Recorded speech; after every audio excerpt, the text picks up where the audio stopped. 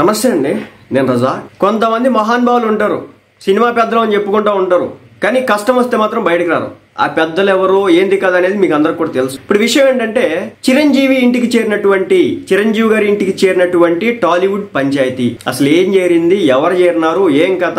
మేమే cinema industry పెద్దలం, తోపులం, తురుం ఖాన్లు అని చెప్పుకునేటటువంటి ఈ పెద్దలంతా కూడా నిశ్శబ్దంగా గడుస్తున్న నేపథ్యంలో మొట్టమొదటిసారి, ఇది రెండోసారి అనుకుంటా, చిరంజీవి గారి గుమ్మం దొక్కడం అయితే జరుగుతుంది. చిరంజీవి గారు ఏం చేయబోతున్నారు, దీనికి సర్దుబాటు చేయబోతున్నారా, ఏం జరగబోతోంది? విషయంలోకి వెళ్తే, ఎవరైతే ఈ సినీ కార్మికులు ఉన్నారో వీళ్ళు యుద్ధం స్టార్ట్ చేసి 14 రోజులు అయితే అయిందన్నమాట. సమ్మె యుద్ధం స్టార్ట్ చేసి దాదాపు 30% వేతనాలు పెంచాలని చెప్పేసి అడిగినారు. దానికి వర్కౌట్ కాదని చెప్పేసి ప్రొడ్యూసర్లు చెప్తున్నారు. వాళ్ళు క్లారిటీ కూడా ఇస్తున్నారు, ఇంత ఇచ్చి మేము నడపలేము, ఎందుకంటే క్యారవాన్లు 5 క్యారవాన్లు తెస్తే దానికి 5 డ్రైవర్లు వస్తారు, అదేవిధంగా 6 స్టాఫ్ వస్తారు, ఇంత పెద్ద టీం వచ్చింది, ఇలా వర్కౌట్ కాదని చెప్పేసి విశ్వప్రసాద్ గారు ఇంటర్వ్యూలు చూసిన తర్వాత నాకైతే ఆశ్చర్యం వేస్తుంది అన్నమాట. సో మరి అక్కడ మేము 3 పూట్ల వాళ్ళకి తిండి పెడతాం, ఎన్నిసార్లు ఉంటే అన్నిసార్లు తిండి పెడతాం, అదేవిధంగా వాళ్ళకి అనుకున్నంత స్థాయిలో డబ్బు ఇస్తున్నాం, అయినప్పటికీ కూడా వాళ్ళు మమ్మల్ని హింసిస్తున్నారు అనేది ప్రొడ్యూసర్ల మాట. ఇలాంటి క్రమంలో ఈ తంతు రోజుకు ఒకసారి అటు ఇటు మీడియాలో కొట్టుకోవడం జరుగుతుంది. మన ఎస్కేఎన్ గారు ప్రెస్ మీట్ పెట్టి మాకు నష్టాలు వస్తే మీరు ఏమైనా చూపిస్తున్నారా అని చెప్పేసి గట్టిగా కడిగేసినారా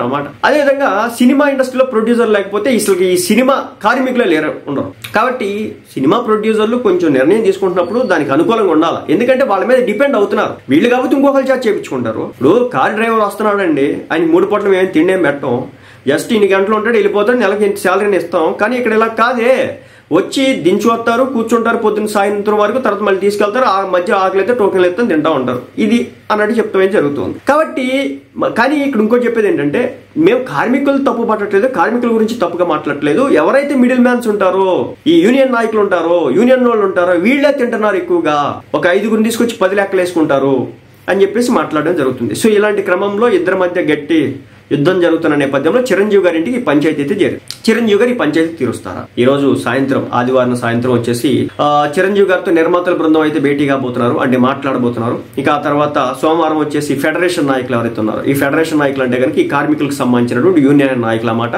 వీళ్ళు మాట్లాడతారు. ఇక మంగళవారం రోజున వచ్చేసి నిర్మాతలతో అదేవిధంగా ఫెడరేషన్ నాయకులతో కలిసి, అంటే ఒకరోజు వీళ్ళ మాటలు వింటారు, 2వ రోజు వాళ్ళ మాటలు వింటారు, 3వ రోజు ఇద్దరిని పిలిపించుకొని జడ్జిమెంట్ ఇచ్చేటటువంటి పరిస్థితి అయితే ఉండబోతోంది. ఎందుకంటే ఇంకెన్ని రోజులు కొట్టుకొని చేస్తారండి. ఇప్పుడు 14 రోజులు ప్రొడ్యూసర్లు ఎలా అయినా సర్వైవ్ అవుతారు, కరోనా లాంటి పరిస్థితుల్లో సర్వైవ్ అయినారు, కానీ వర్కర్లు అలా కాదు కదా, రెక్కాడితే కానీ డొక్కాడినటువంటి పరిస్థితులు కదా. కాబట్టి రావాల్సిందే. నిజం చెప్తున్నా, ఇక్కడ ప్రొడ్యూసర్స్ డిమాండ్లే కరెక్ట్ అనిపిస్తుంది నాకు, వర్కర్స్ డిమాండ్స్. ఎందుకంటే ప్రొడ్యూసర్ అనేవాడు ఈరోజు సర్వనాశనం అయిపోతున్నాడు. 3 సినిమాలు తీసిన ప్రొడ్యూసర్ 4వ సినిమాకి కనిపించట్లేదు. ఎందుకయ్యా అంటే రేట్లు విపరీతంగా. మీరు అడగవచ్చు, హీరో రెమ్యునరేషన్ ఎక్కువ ఇస్తారంటే, వాచ్మెన్ కి హీరోకి ఒకే రెమ్యునరేషన్ ఇవ్వరు కదా, ఇద్దరు ఒకే పని చేస్తున్నా సరే, అది సంగతి. కాబట్టి ఇప్పుడు వెండి నగలు తయారు చేసేవాడికి, బంగారపు నగలు తయారు చేసేవాడికి, పిచ్చి నగలు తయారు చేసేవాడు వరకు ఒకేలా ఉండొచ్చేమో, కానీ ఆయనకుండే వాల్యూ ఆయనకి, ఈయనకుండే వాల్యూ ఈయనకు ఉంటుంది కదా, అది సంగతి. ఏదేమైనప్పటికీ కూడా చిరంజీవి గారికి ఇంటికి వెళ్ళినటువంటి టాలీవుడ్ పంచాయతీ, మరి చిరంజీవి గారు దీని మీద ఎలాంటి నిర్ణయం తీసుకుంటారు చూడాలి.